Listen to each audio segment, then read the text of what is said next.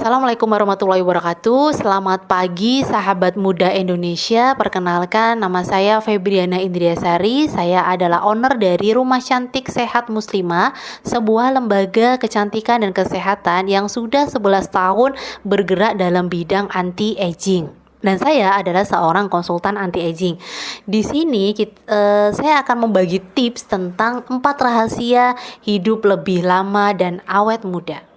Sahabat muda Indonesia, semua orang pasti menua. Kita tidak bisa mengelak sebuah proses penuaan. Nah, saya akan menjelaskan tentang bagaimana tubuh kita menua. Nah, penuaan di tubuh kita itu dimulai ketika kita berusia 30 tahun. Ketika kita berusia 40 tahun, fungsi organ, semua organ kita itu akan menurun hingga kapasitasnya menjadi 80% saja. Kemudian, ketika kita berusia 50 tahun, fungsi organ kita itu akan menurun hingga kapasitasnya 70%. Kemudian akan semakin memburuk ketika kita berusia 70 tahun, fungsi organ kita hanya sekitar 35% saja. Nah, dari proses penuaan tersebut yang membuat banyak orang itu menjadi takut untuk tua, kita bisa memilih kita akan menua dengan indah atau dengan sebaliknya. Kita bisa menua tetapi tetap produktif, kita bisa menua tetapi tetap awet muda, dan kita bisa menua tetapi kita selalu bisa bermanfaat kepada orang-orang di sekitar kita. Nah, proses penuaan itu terjadi baik di organ dalam maupun di organ luar. Di organ luar itu adalah terjadi pada kulit, dan ternyata penuaan di kulit kita itu sudah dimulai sejak kita lahir. Kemudian contoh penuaan yang terjadi di organ dalam itu adalah otak. Otak kita itu mulai menua setelah kita berusia 20 tahun. Dan sel saraf atau sel otak itu adalah satu-satunya sel dalam tubuh yang tidak bisa melakukan duplikasi. Jadi ketika sekali rusak, sel otak kita itu tidak bisa memperbaiki diri sendiri. Kemudian paru-paru itu adalah organ kita itu yang akan menua dengan cepat setelah kita berumur 60 tahun. Kemudian saat kritis untuk wanita itu adalah pada saat sudah terjadi menopause. Karena pada saat terjadi menopause itu akan terjadi perubahan hormon yang cukup ekstrim yang membuat kulit kita menjadi lebih cepat kendor, kemudian kehilangan elastisitas, kemudian banyak hal-hal yang terjadi pada setelah orang wanita itu menopause, terutama terjadi dampak-dampaknya ada pada kulit ya. Kemudian mata kita itu mulai memburuk ketika kita di usia 40 tahun. Kemudian jantung itu mulai menua setelah berumur 45 tahun. Kemudian organ pendengaran kita itu mulai mengalami penuaan ketika kita berumur 60 tahun. Nah, bagaimana dengan organ-organ tubuh yang lain seperti hati, lambung, kantung empedu, usus, dan limpa? Organ-organ ini itu tidak serentan organ yang saya sebutkan di atas, tetapi organ-organ ini akan lebih mudah terinfeksi. Jadi kita harus melindungi organ-organ seperti hati, lambung, kantong empedu, usus, dan limpa dari infeksi sehingga kita bisa menghambat penuaannya. Nah, tetapi faktanya di zaman sekarang ini saya banyak menemukan usia 25 tahun levernya sudah terganggu, usia 25 tahun sudah mengalami diabetes. Nah, fenomena itu disebut adalah penuaan dini. Apa yang menyebabkan seseorang itu menjadi tua atau apa penyebab penuaan? Ada 3 hal penyebab penuaan. Yang pertama adalah faktor internal atau intrinsic aging, yaitu usia dan genetika. Kemudian yang kedua adalah gaya tarik bumi. Kemudian yang ketiga adalah extrinsic aging atau faktor-faktor dari luar. Nah, Yang paling besar menyebabkan penuaan itu adalah faktor-faktor dari luar yang kita sebut sebagai radikal bebas. Apa itu radikal bebas? Radikal bebas adalah sebuah senyawa yang menyebabkan sel kita menjadi rusak. Nah, apa saja sumber radikal bebas yang mempercepat penuaan? Yang pertama adalah asap rokok, ya, asap rokok. Dan ada penelitian yang menyebutkan bahwa satu batang asap rokok itu mengandung 1 triliun radikal bebas. Kemudian apalagi yang menyebabkan sumber radikal bebas? Yang kedua adalah polusi udara. Kemudian yang ketiga itu adalah stres. Kemudian yang keempat adalah pola tidur atau kurang tidur, jadi kebiasaan begadang. Kemudian yang kelima adalah radiasi sinar matahari. Kemudian yang keenam adalah makanan-makanan yang diawetkan. Kemudian yang ketujuh itu adalah obat-obatan kimia yang digunakan secara berlebihan. Kemudian yang kedelapan itu adalah serangan virus. Kemudian yang kesembilan itu adalah junk food, makanan-makanan instan. Kemudian yang terakhir adalah pestisida.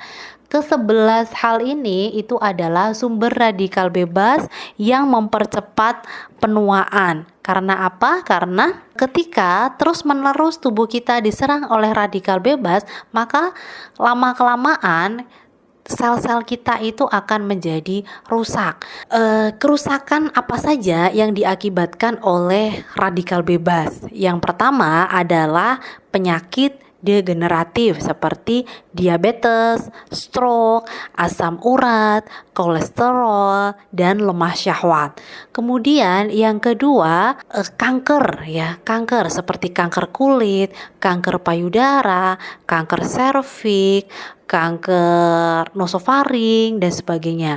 Kemudian yang ketiga itu adalah kerusakan kulit seperti kerutan, jerawat, kulit kering, dan hiperpigmentasi. Sahabat muda Indonesia, setelah kita mengetahui tentang apa itu penuaan, penyebab penuaan, proses penuaan itu sendiri, dan kita temukan bahwa faktor terbesar atau biang keladi penyebab penuaan dini itu adalah radikal bebas. Nah, sekarang kita akan membahas tentang 4 rahasia hidup lebih lama dan awet muda.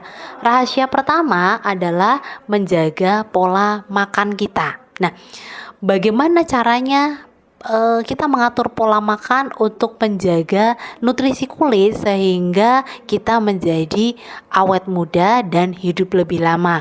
Yang pertama itu adalah lakukan diet seimbang.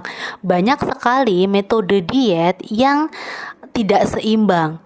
Jadi kita harus melakukan diet yang seimbang. Nanti bisa dikonsultasikan dengan kami bagaimana caranya melakukan diet yang seimbang.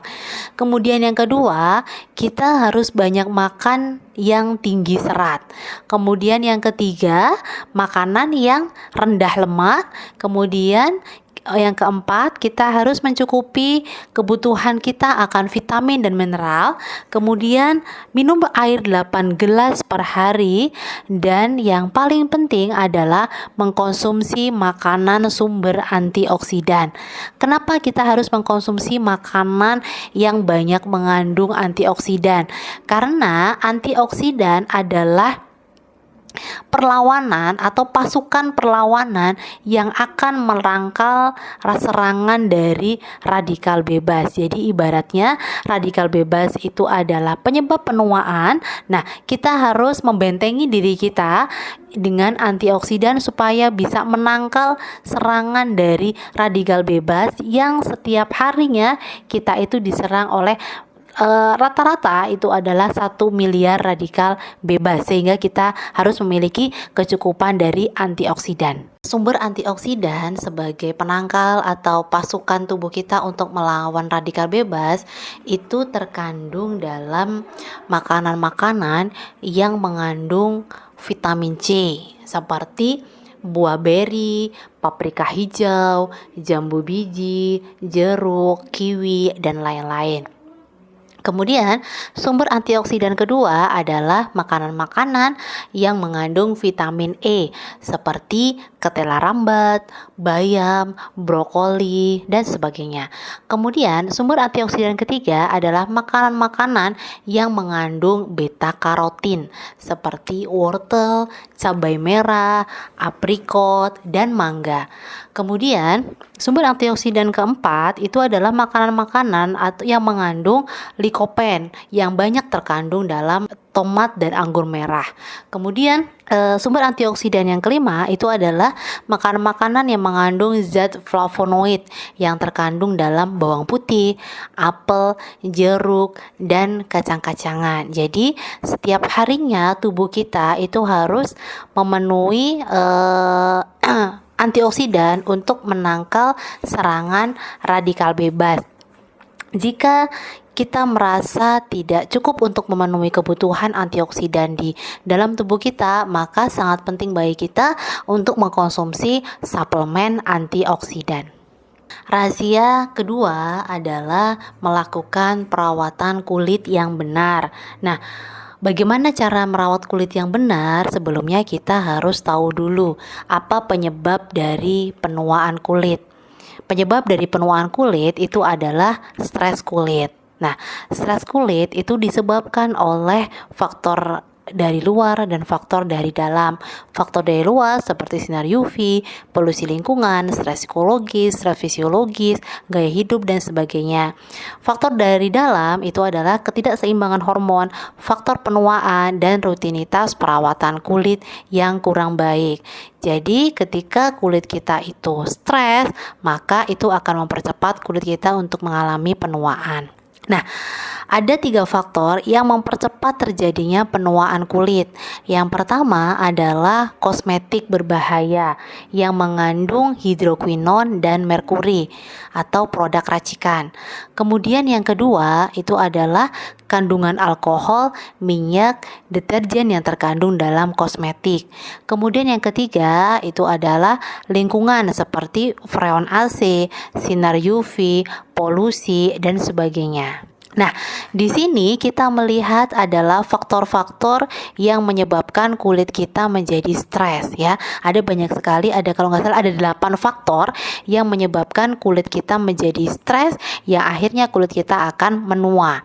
Nah, di sini ada indikatornya. Jadi ketika kita tidak mengalami semua stresor atau semua faktor-faktor penyebab stres kulit, maka kita memiliki kulit yang sempurna. Tapi saya katakan di sini tidak mungkin kita tidak mengalami yang namanya faktor-faktor penyebab dari stres kulit. Kemudian ketika kita mengalami 1 sampai 2 penyebab stres kulit atau stresor, maka kita harus mulai berhati-hati dengan kondisi kulit kita. Nah, sebagian besar termasuk saya dan Anda semua biasanya itu mengalami lebih dari 3 hal penyebab dari stres kulit.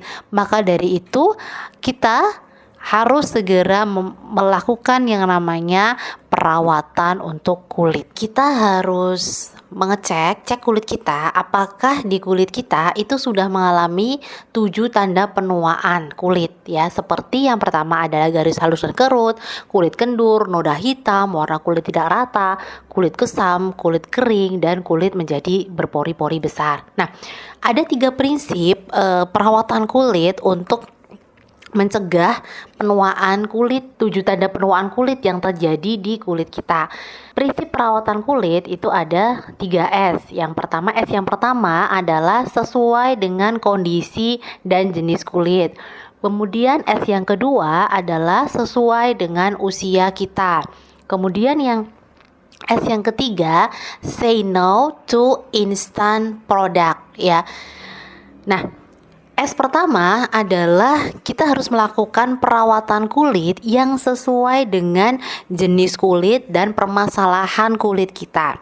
Ada 4 jenis kulit. Yang pertama adalah kulit normal, dan itu adalah yang paling ideal dan paling diidamkan oleh semua wanita.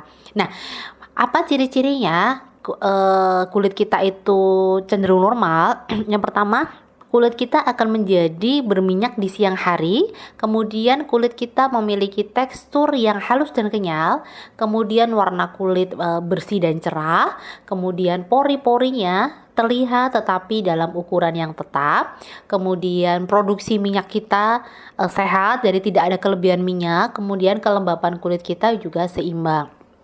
Kemudian jenis kulit yang kedua adalah kulit berminyak. Apa ciri-ciri kulit berminyak? Yang pertama, kulit menjadi berminyak 1 jam setelah pembersihan. Jadi setelah pembersihan kulit kita menjadi lebih berminyak. Kemudian tekstur kulit kasar, kemudian pori-pori terlihat besar, kemudian kulit berkilau dengan tampilan berminyak, kemudian pori-pori tersumbat atau bernoda, kemudian produksi minyak tidak seimbang. Itu adalah ciri-ciri kita memiliki kulit yang berminyak. Kemudian jenis kulit yang ketiga adalah kulit kering. Dengan ciri-ciri kulit menjadi berminyak pada malam hari, ukuran pori-pori sangat kecil, kemudian yang ketiga tidak mampu menahan kelembapan sehingga menyebabkan kulit kita menjadi kering, kasar dan terkelupas, kemudian warna kulit kusam dan kurang bersinar, kemudian tampilan sudah mulai muncul tampilan garis halus dan kering. Nah, jenis kulit yang keempat adalah kulit kombinasi. Bagaimana ciri-cirinya? Kemudian jika kita memiliki 2 atau lebih jenis kulit, biasanya di area daerah T dan O itu berbeda jenis kulitnya. Biasanya di area T lebih berminyak daripada area yang O. Jadi itu adalah ciri-ciri kita memiliki kulit kombinasi. Kemudian prinsip S yang kedua adalah melakukan perawatan kulit sesuai dengan usia kita. Nah, ternyata kebutuhan kulit di berbagai rentang usia itu tidak sama. Seperti ketika kita berusia 20 tahun, yang kita butuhkan itu adalah menjaga kelembapan kulit dan melindungi kulit kita dari radiasi sinar matahari. Jadi di usia 20 tahun kita hanya membutuhkan pelembab dan perlindungan tabir surya atau sunblock. Kemudian di usia 30 tahun kita membutuhkan kelembapan, kemudian perlindungan tabir surya, kemudian di usia 30 tahun kita sudah membutuhkan pergantian sel. Karena apa? Karena di usia 30 tahun kemampuan kulit kita untuk meregenerasi sel itu sudah berkurang sehingga banyak tumpukan sel-sel kulit mati di permukaan kulit, sehingga secara rutin kita harus melakukan yang namanya eksfoliasi kulit.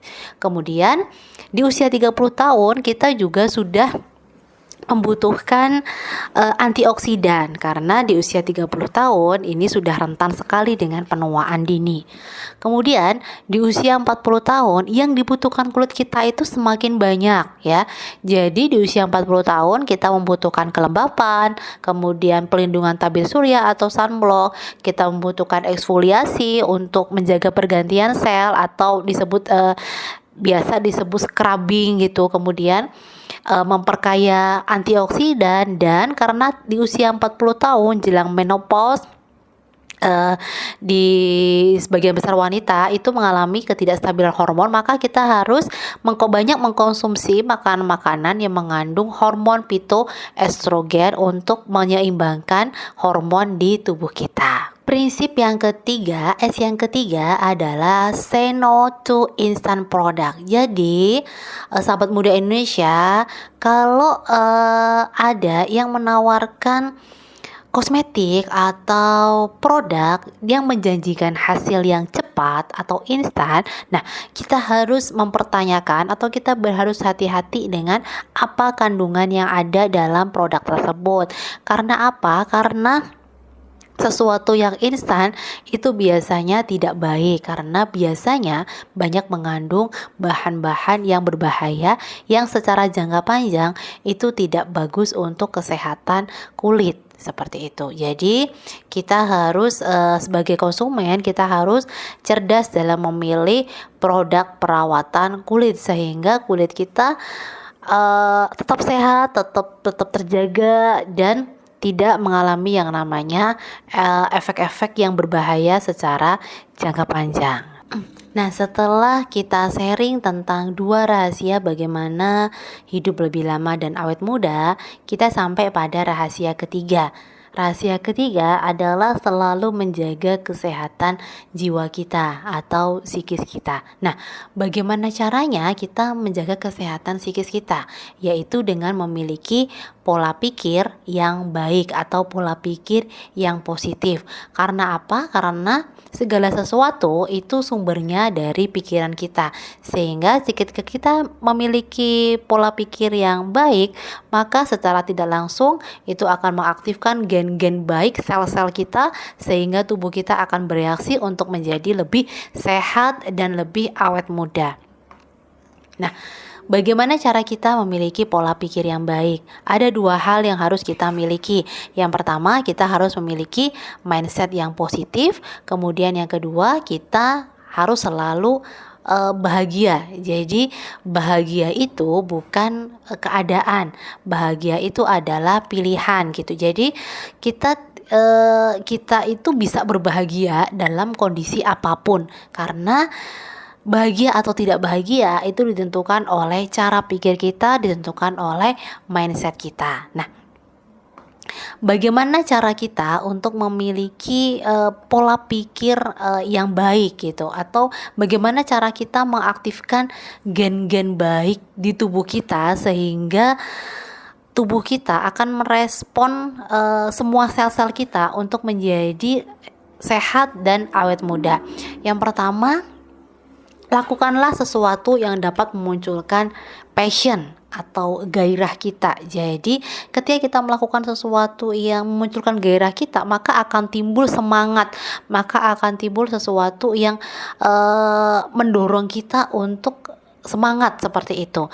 Kemudian yang kedua, kita harus menciptakan hubungan yang bergairah. Kita harus menciptakan hubungan yang hangat dengan keluarga kita, dengan teman-teman kita, sehingga ketika kita dikelilingi oleh orang-orang yang menyayangi kita, kemudian kita dikelilingi oleh orang-orang yang positif, maka pola pikir kita, mindset kita, dan gen-gen kita pun juga akan positif. Kemudian yang paling penting itu adalah jaga hubungan spiritualitas kita dengan Allah, dengan Tuhan pencipta kita, sehingga jiwa kita itu akan selalu tenang, sehingga kita bisa selalu bahagia, dan akhirnya kebahagiaan itu memberikan respon yang positif untuk mengaktifkan gen-gen baik kita supaya kita tetap bisa sehat dan selalu awet muda. Nah, kemudian rahasia terakhir bagaimana kita bisa hidup lebih lama dan awet muda adalah memiliki pola hidup yang aktif dan menjaga berat badan kita selalu dalam ideal, atau BMI kita itu ideal. Karena apa? Karena banyak sekali faktor-faktor resiko ketika kita memiliki kelebihan berat badan atau obesitas. Jadi sangat penting bagi kita ketika kita ingin hidup lebih lama dan awet muda adalah memiliki pola hidup yang aktif dengan olahraga teratur, dan olahraga itu tidak harus lama, tetapi yang paling penting adalah rutin gitu. Setiap hari minimal 15 menit kita melakukan aktivitas fisik seperti berjalan kaki di sekeliling rumah, atau melakukan pekerjaan-pekerjaan rumah yang bisa membuat kita itu bergerak sehingga ketika kita melakukan pola hidup yang aktif, maka secara otomatis berat badan kita juga akan selalu ada dalam kondisi yang ideal, dan kita jauh dari penyakit-penyakit yang disebabkan karena resiko kelebihan berat badan atau obesitas. Sahabat muda Indonesia, demikianlah 4 rahasia hidup lebih lama dan awet muda. Pada prinsipnya, penuaan itu pasti akan terjadi, tetapi bagaimana cara kita menua itu adalah menjadi pilihan kita. Kita mau menua dengan indah atau menua dengan sebaliknya. Ketika kita sudah mengetahui suatu hal tetapi kita tidak mau melakukan, itu adalah hal yang sia-sia dan tidak ada gunanya sama sekali. Nah, mari sama-sama kita lakukan 4 rahasia tersebut supaya kualitas hidup kita menjadi lebih baik, kita hidup lebih lama, kita hidup lebih sehat, dan kita hidup lebih awet muda. Jika ada kesulitan, sahabat muda Indonesia bisa mengkonsultasikan dengan customer service kami dan insya Allah kami akan melakukan pendampingan untuk memandu sahabat muda semua untuk hidup lebih lama dan awet muda. Terima kasih. Wassalamualaikum warahmatullahi wabarakatuh.